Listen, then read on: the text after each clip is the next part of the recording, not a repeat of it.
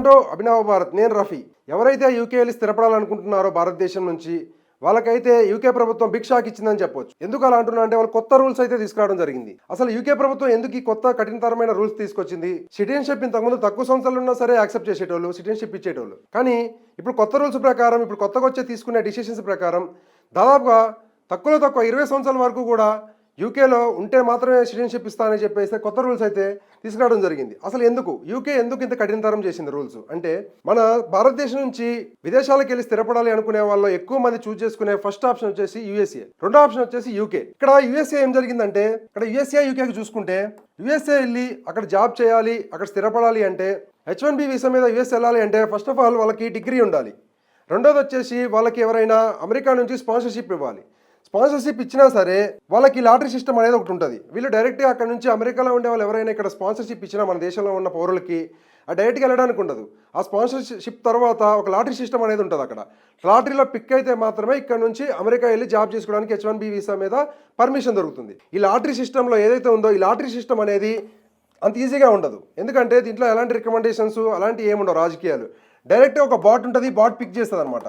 ఎవరైతే పోవాలనుకుంటారో వాళ్ళు అప్లై చేసుకుంటారు. ఒక సిస్టమ్, ఒక కంప్యూటర్లో ఒక బాట్ ఉంటుంది. ఆ బాట్ పిక్ చేసి మనకి మెయిల్ పంపించేస్తుంది నువ్వు సెలెక్ట్ అయినవని. తర్వాత ప్రాసెస్ ఏం జరుగుతుందంటే ఇక్కడ అదృష్టం అనమాట. ఈ అదృష్టం ఉండాలి. ఇది పిక్ అయితేనే నమ్మకం లేదు, అవ్వచ్చు అవ్వకపోవచ్చు. చాలామంది ఒక 10 times కూడా అప్లై చేసి ఫెయిల్ అయిన వాళ్ళు ఉన్నారు. అట్లా ఈడ సెలెక్ట్ అయిన తర్వాత వాళ్ళు $1,00,000 $1,00,000 అయితే పే చేయాల్సి ఉంటుంది. $1,00,000 అయితే పే చేయాల్సి ఉంటుంది యూఎస్ గవర్నమెంట్కి H1B వీసా కోసం. $1,00,000 అంటే దాదాపుగా 89 లక్షలు మన ఇండియా కరెన్సీలో. ఇంత అమౌంట్ పే చేయాలి.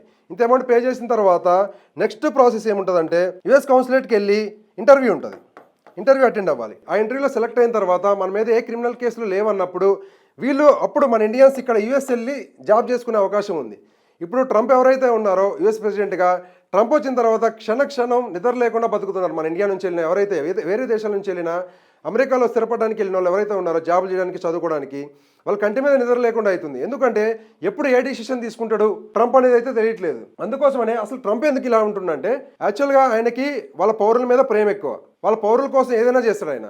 వాళ్ళ పౌరులకి జాబులు రావట్లేదు, ఉన్న జాబులన్నీ బయట దేశస్తులు వచ్చి తీసుకెళ్తున్నారు అనేది అయితే ఆయన ఫస్ట్ నుంచి ఆయన అజెండానే, అది రాజకీయ అజెండా.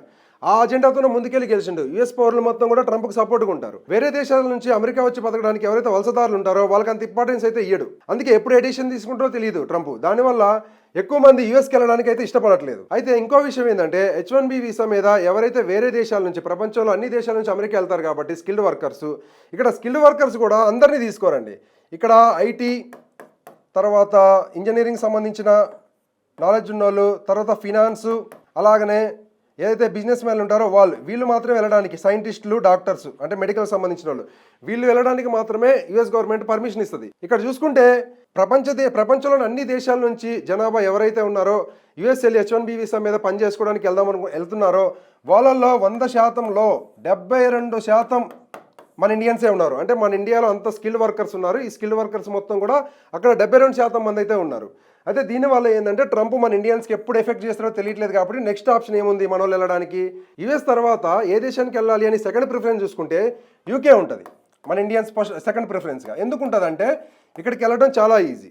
ఇక్కడ సిటిజన్షిప్ కోసం ఎక్కువ మంది యూకే ప్రిఫర్ చేసుకుంటారు. కంపేర్ టు యుఎస్ సిటిజన్షిప్ రావాలి అంటే యూకేనే బెస్ట్ ఆప్షన్. అందుకే స్టూడెంట్స్ కూడా ఎక్కువ మంది ప్రిఫర్ చేయడం జరుగుతుంది. ఉద్యోగాలకు కూడా యూకే వెళ్ళడం జరుగుతుంది. ఎందుకంటే అక్కడ చాలా బాగుంటుంది అనమాట. ఒక మానవుడు జీవించడానికి అనుగుణమైన పరిస్థితులు అక్కడ చాలా ఎక్కువ ఉంటాయి. అక్కడ ఎట్లా చూస్తారంటే, ఒక యూకేలో చూసుకుంటే ఒక మనిషిని మనిషిలాగా చూస్తారు. ఎలాంటి రిస్ట్రిక్షన్స్ కానీ, ఎలాంటి ఇబ్బందులు కానీ, వీడు వేరే దేశస్తుడు అనే అలాంటి ఏముండవు. గన్ కల్చర్ ఉండదు. మెయిన్ యూఎస్లో అయితే గన్ కల్చర్ ఉంటుంది, యూకేలో గన్ కల్చర్ కూడా ఉండదు. ఇది చాలా బాగుంటుంది. మనిషి మన భారతీయులు వెళ్ళి నివసించడానికి, డబ్బులు సంపాదించుకోవడానికి. కంపేర్ టు అమెరికా ఇక్కడ పౌండ్స్ ఉంటాయి, అక్కడేమో డాలర్స్ ఉంటాయి. ఈ పౌండ్స్ వాల్యూ కూడా చాలా ఎక్కువ ఉంటుంది కాబట్టి యూకే వెళ్ళడానికి ప్రిఫర్ చేస్తారు. ఇప్పుడు యూకే ఏం చేసిందంటే, యూకేలో వచ్చి స్థిరపడి సిటిజన్షిప్ పొందాలి అంటే కొన్ని నిబంధనలు అయితే ఉన్నాయి. వాళ్ళు తీసుకొచ్చారు. ఇప్పుడు ఏంటంటే 3 yearsలో సిటిజన్షిప్ రావాలి అంటే వాళ్ళు బాగా సంపాదించే బిజినెస్ మ్యాన్లు అయి ఉండాలి, వ్యాపారవేత్తలు.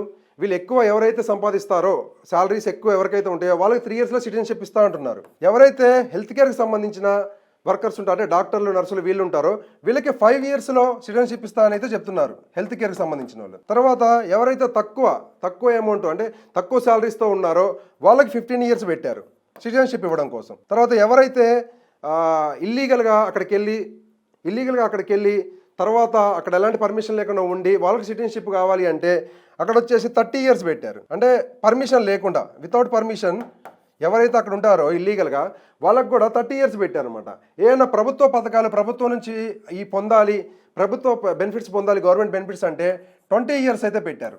ఇక్కడ చూసుకుంటే మొత్తానికి చాలా కఠినతరం చేశారు. ఇక్కడ చూసుకుంటే యూకేలో దాదాపుగా 20 లక్షల మంది 20 lakhs 20 లక్షల మంది 2021 తర్వాత ఎవరైతే యూకే వెళ్తారో వాళ్ళందరికీ ఈ నిబంధనలు కొత్త రూల్స్ వర్తిస్తాయి.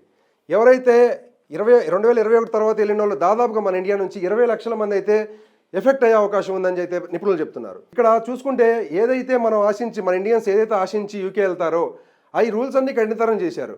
ఇప్పుడు వాళ్ళు పెట్టే కొన్ని ఆంక్షలు ఏంటంటే వాళ్ళు సిటిజన్షిప్ ఇవ్వాలంటే వాళ్ళకి కావాల్సింది ఏంటంటే వాళ్ళ దేశాన్ని ప్రేమించాలి, వాళ్ళ దేశంలో ఉన్న రూల్స్ పాటించాలి, తర్వాత వాళ్ళ దేశ ఆర్థిక వ్యవస్థకు తోడ్పడాలి, వాళ్ళ దేశం ఎదగడానికి ఏదైతే అంటే వీళ్ళు స్కిల్డ్ వర్కర్స్ కావాలి. సింపుల్గా చెప్పాలంటే స్కిల్డ్ వర్కర్స్ ఎవరైతే వాళ్ళ దేశం ఎదుగుదలకు కూడా తోడ్పడతారో వాళ్ళకి మాత్రమే ఇస్తామని అయితే క్లియర్గా చెప్తున్నారు. అంతేకాకుండా మన దేశంలో ఎలాగైతే ప్రజాభిప్రాయ సేకరణ తీసుకుంటారో కొన్ని సందర్భాల్లో యూకేలో కూడా ప్రజాభిప్రాయ సేకరణ అయితే తీసుకోవడం జరిగింది. ఏంది మూడు నెలలు అంటే దాదాపుగా 12 వారాలు 12 weeks ప్రజాభిప్రాయ సేకరణ తీసుకుంటున్నారు. ప్రజాభిప్రాయ సేకరణ తీసుకున్న తర్వాత ఈ రూల్స్ అమల్లోకి వస్తాయి. అంటే ఏం చెప్తున్నారంటే 2026 ఏప్రిల్ నుంచి అయితే ఈ రూల్స్ అమల్లోకి వస్తాయి, కానీ 2021 నుంచి ఉన్న వాళ్ళకి వర్తిస్తాయి అనేది చెప్తున్నారు.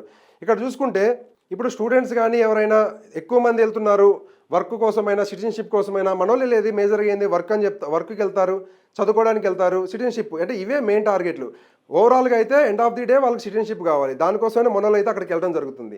ఇక్కడ సిటిజన్షిప్కి ఇంత కఠినతరం చేయడానికి మెయిన్ రీజన్ అయితే మళ్ళీ ట్రంపే. ఇక్కడ ఎవరైతే ఉన్నారో ఈ ట్రంపే మళ్ళీ రీజను. ఈయన ఏదైతే యూఎస్లో కఠినతరం చేసిండో వీసాస్ అన్ని రిజెక్ట్ అవుతున్నాయి. స్టూడెంట్స్ ఆల్మోస్ట్ 70 to 80% వీసాస్ అన్ని రిజెక్టెడ్. దేనికి స్టడీ వీసా కూడా రిజెక్ట్ అయిపోతున్నాయి. ఇప్పుడు ఇది అయిపోయిన తర్వాత నెక్స్ట్ టార్గెట్ ఏముంది, నెక్స్ట్ ఆప్షన్ సెకండ్ ఆప్షన్ ఏముంది, ఇంతకుముందు అంటే కెనడా వెళ్ళేటోళ్ళు, కానీ ఇప్పుడు మనకి వాళ్ళకి సంబంధాలు బాగాలేదు, అక్కడ ఉన్న వాళ్ళు ఇబ్బంది పడుతున్నారు కాబట్టి యూకేకి వెళ్తున్నారు అని చెప్పేసి యూకే గవర్నమెంట్ ఇలాంటి నిర్ణయాలు తీసుకుంది. కేవలం ట్రంప్ తీసుకునే కఠినమైన నిర్ణయాల వల్లనే యూకే కూడా ఇలాంటి కఠినమైన నిర్ణయాలు అయితే తీసుకోవడం జరుగుతుంది. దాదాపుగా గత 50 సంవత్సరాలు ఇలాంటి కఠిన నిర్ణయాలు ఎప్పుడూ తీసుకోలేదంట. యూరోప్ దేశాల్లో మొత్తం చూసుకుంటే అత్యంత కఠినతరమైన నిర్ణయాలు, కఠినతరమైన ఆంక్షలు అంటే ఇవే అని చెప్తున్నారు నిపుణులు అయితే. Thank you.